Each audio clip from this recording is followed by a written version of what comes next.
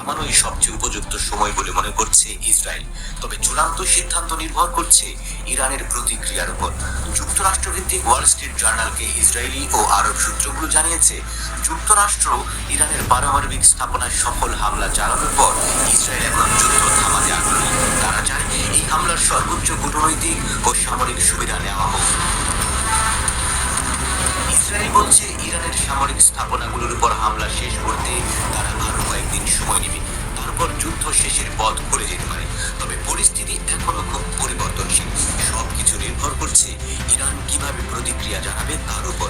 মার্কিন যুক্তরাষ্ট্র ইতিমধ্যেই মধ্যপ্রাচ্যের আরব দেশগুলোকে জানিয়ে দিয়েছে যে ইসরায়েল যুদ্ধ শেষ করতে চায় এবং তারা অনুরোধ করেছে যেন এই বার্তাটি ইরানকে পৌঁছে দেওয়া হয়।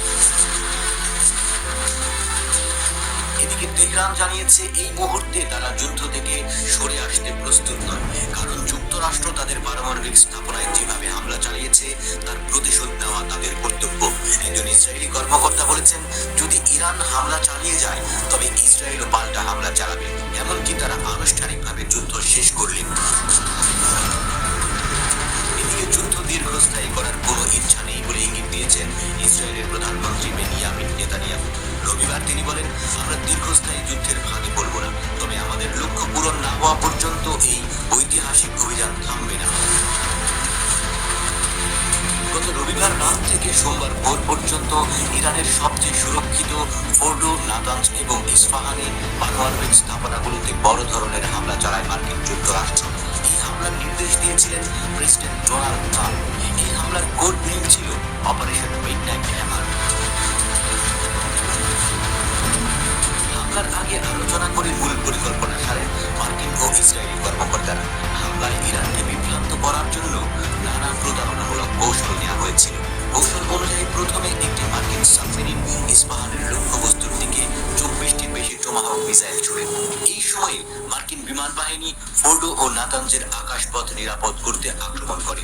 এর প্রায় 1 ঘন্টা 40 মিনিট পর যুক্তরাষ্ট্রের B-2 স্টিল বোমারু বিমান ফোর্ডো ও নাতানজে বোমা বর্ষণ করে। মার্কিন সেনাবাহিনীর শীর্ষ কর্মকর্তা জেনারেল ড্যান কেইন জানান, ইরানে মোট 14টি বাংকার ব্লাস্টার বোমা ফেলা হয়েছে। প্রতিটি বাংকার ব্লাস্টার বোমার ওজন 13.6 টন। এগুলো বিশেষভাবে ফোর্ডের পারমাণবিক স্থাপনাকে ধ্বংস করার জন্য তৈরি। যুক্তরাষ্ট্র এই হামলায় অংশ নেওয়ার পর এটিকে ভয়াবহ অপরাধ বলে উল্লেখ করে চরম প্রতিশোধের হুমকি দিয়েছে ইরান।